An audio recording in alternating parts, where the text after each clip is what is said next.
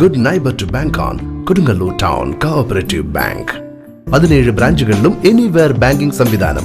സഹകരണ മേഖലയിലെ reserve bank licence ഉള്ള കൊടുങ്ങല്ലൂരിലെ ഏക കോഓപ്പറേറ്റീവ് ബാങ്ക് എന്ന ബഹുമതിയും KTC ബാങ്കിന് സ്വന്തം.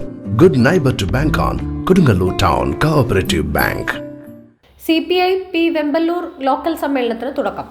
2025 മെയ് 24, 25 തീയതികളിലായി നടക്കുന്ന CPI ലോക്കൽ സമ്മേളനത്തിന്റെ പ്രതിനിധി സമ്മേളനം കാനം രാജേന്ദ്രൻ നഗറിൽ CPI ജില്ലാ എക്സിക്യൂട്ടീവ് അംഗം TK സുധീഷ് ഉദ്ഘാടനം ചെയ്തു.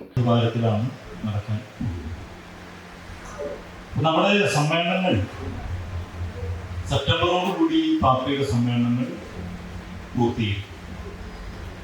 6-7 മാസക്കാലം നമ്മുടെ പാർട്ടിയുടെ സമ്മേളനങ്ങൾക്ക് വേണ്ടി സംഘടനാപരമായിട്ടുള്ള അതിൻ്റെ ഉൾപാർട്ടി ജനാധിപത്യ പ്രക്രിയ പൂർത്തീകരിക്കുന്ന ഒരു പ്രവർത്തനത്തിലാണ് നാം ഏർപ്പെടാനായിട്ട്.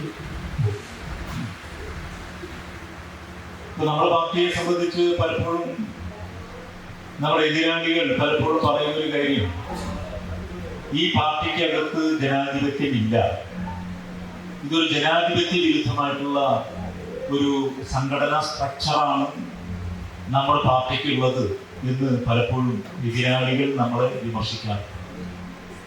പക്ഷേ ഈ വിമർശിക്കുന്ന എതിരാളികളെ സംബന്ധിച്ച് അവർ പ്രതിനിധാനം ചെയ്യുന്ന പാർട്ടികളെ സംബന്ധിച്ച് നമ്മൾ പരിശോധിച്ച് നോക്കുമ്പോൾ അവിടെ എത്രത്തോളം ജനാധിപത്യമുണ്ട് എന്നുള്ളത് നമ്മളൊന്ന് പരിശോധിച്ച് നോക്കേണ്ടതായിട്ടുള്ള കാര്യം.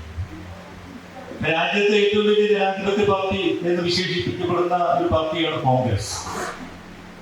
ആ കോൺഗ്രസ് എങ്ങനെയാണ് അവരുടെ സംഘടനാപരമായിട്ടുള്ള ജനാധിപത്യം അവർ കൈകാര്യം ചെയ്യുന്നത് എന്നുള്ളത് നിങ്ങൾക്ക് എല്ലാവർക്കും അറിയാവുന്ന കാര്യമാണ്.